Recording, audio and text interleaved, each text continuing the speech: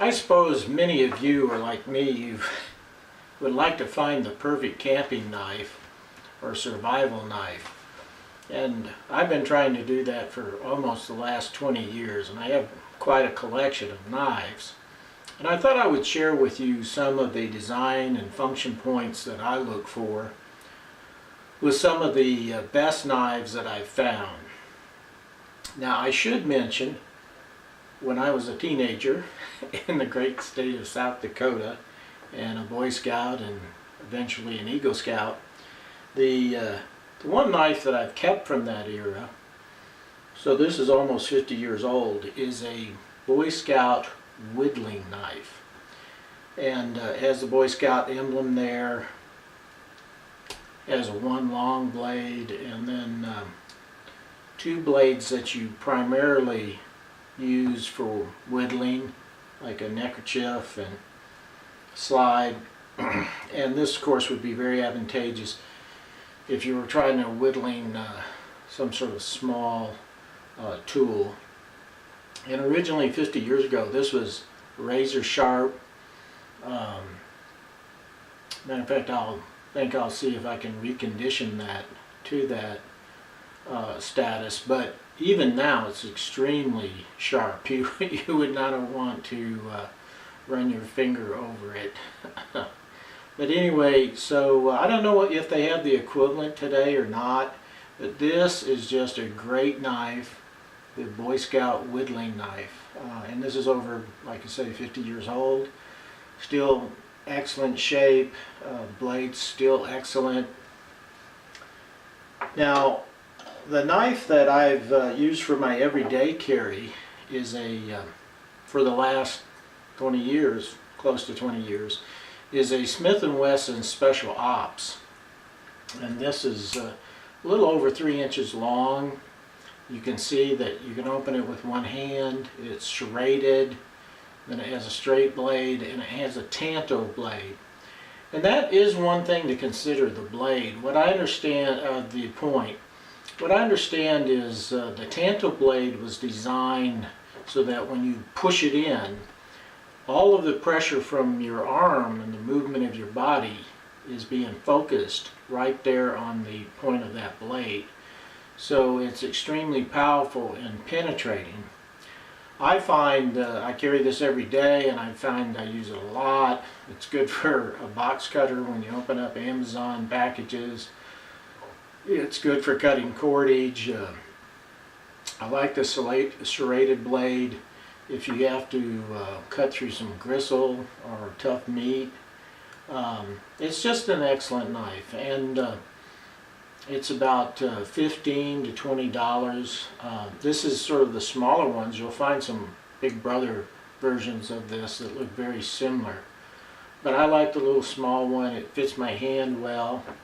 And you just push a little guard there and it folds back in. And like I said, you can open it up with one hand. So, Smith & Wesson Special Ops, my everyday carry. This past winter, I decided to make one last attempt to find like the perfect fixed blade knife. And after a great deal of research on YouTube and reading reviews, I ordered a Gerber Strong Arm. And this is just a little over, the blade part of it is a little over 5 inches, and it cost around $60, and boy was I impressed with this. The handle is a rubber, and it just really clings to your hand. It's got a good blade guard, which is one of the things I look for in any sort of fixed blade knife. They have a couple different colors on the handle, by the way. It has a serrated portion of the blade, which I like. I understand others have strong feeling against that, but I've just had too many opportunities or situations where you're cutting through gristle, and it's just very helpful. And then the remainder of the blade is a regular straight blade. This comes in a couple different models. This particular one has both serrated and the straight blade. You can buy it with just strictly straight blade. It also has a nice pommel on it. I understand, like, if you had to break a glass window or something, you could do that with it. One of the things that I like about this knife is that it's made in America. One of the things about the only thing I dislike about it is they were so proud of it, they made it in such big letters on the blade. So it says made in USA, Portland, Oregon, which that's a selling point for me, but I just wish they put in smaller print over here, made in America. But anyway, the other thing I like about this is it's just really well balanced. And so I would highly recommend for a straight blade a Gerber Strong Arm, and these sell for about $60 off of Amazon. So that's my everyday carry.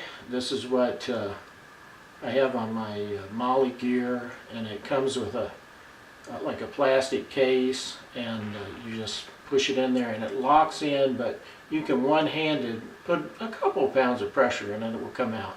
But I don't think you're endangered at all of losing this knife in that sheath.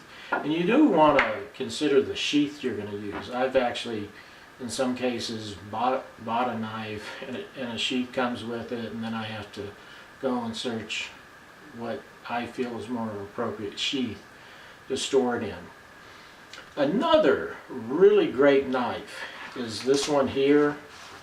This is a Cold Steel Bushman.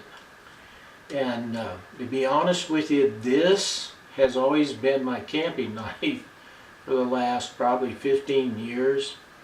The thing I like about it is it's incredibly sharp. It's razor sharp. Got a good point on it. It's made in China. And then the real selling point is it has a hollow handle.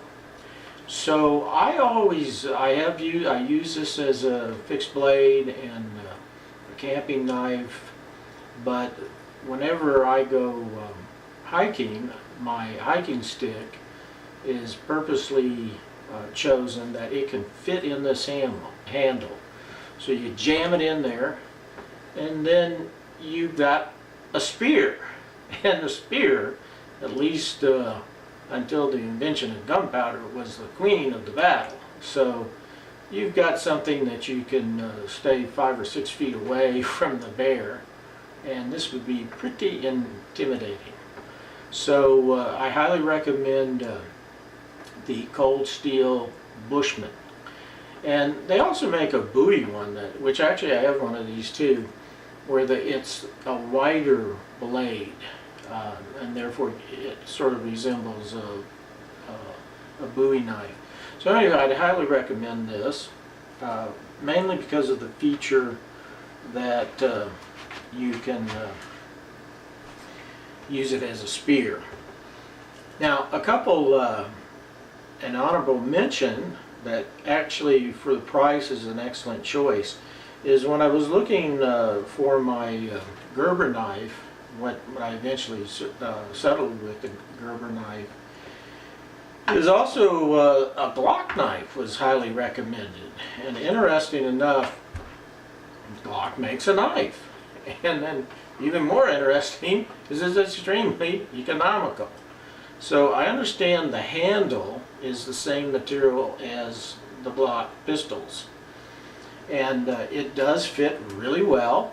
It balances. It's got an excellent blade guard.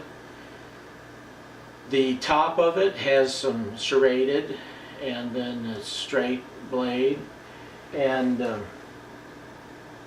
this is a Glock 81 model, and it's just a tad over 6 inches long. And the blade and the steel is quite adequate. In my opinion, it's not of the quality of the Gerber knife, but it's half the price. This was $30. And it comes in this sheath, and it locks in there, and there is just no way you can get out of it get it out of there. So you're not going to lose it as long as it doesn't drop off your belt. And it does kind of require both hands to pull it out. There is a way that I practiced on my own that I could get it out with one hand by using your thumb to bring back this plastic latch. But I wouldn't do that in normal practice because you could cut yourself up. But anyway, as a fixed blade knife, the Glock knife has it all there and at a very economical price. Now the most expensive knife I've ever bought, and maybe this will tell about some of the limitations I put on, is I paid $175 for this 9-inch Damascus knife. It's really because of the blade design on it. I would call it a buffalo knife. It's close to a Bowie knife, but no, probably a buffalo knife. I liked it. I saw it at a survival convention. It has a wood handle, has a good solid pommel here. You could easily break a window. The Damascus steel is just, it's a piece of art. Good blade as far as sharpening. And so I carry this with my mountain man outfit.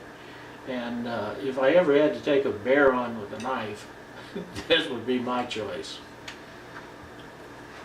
And then last, this was a knife that, 15 years ago or so, I started really talking about, and I thought it was an interesting knife. And it only cost about $15, and my wife actually bought it for me eventually. But it's a Chinese knife, good solid steel, Tanto point, blade, straight blade. Here's the serrated. It's got some cordage here. You can easily see it's full tang. Got a little a loop here. And then later I got this sheath for it. And so a very good knife, and I think it's only $15 or $20. So I actually carry this in my get home bag in my car because it's a great knife. But also if somebody broke in my car and stole my bag, well, you know, for $15 or $20, you know, I'm not going to get too upset. So those are some of the things some of the knife and some of the design points that I would look for. I will admit that my brain just does not compute with a knife that costs maybe over $200. I'm not saying that it's not worth that, but I think you're getting from up to maybe $200. There's a lot of functionality there, and in the case of the Damascus steel, it's beautiful. It's a piece of art. I think when you're getting over $200, it's a lot of art there, and it might be well worth it. But like I say, I've kept my purchases below, you know, 175, and the Special Ops from Smith & Wesson is my everyday carry, and on my web gear for my Molly gear, the Gerber Strongarm. Also, you should make sure that you have several systems where you can sharpen your knives. This is coarse for coarse sharpening and then fine sharpening.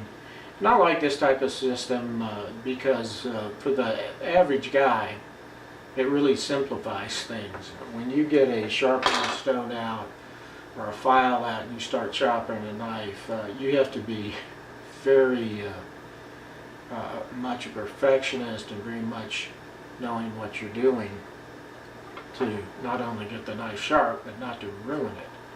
So something like this is very simple, and for the average guy is the way to go as far as a sharpening system. So, be prepared.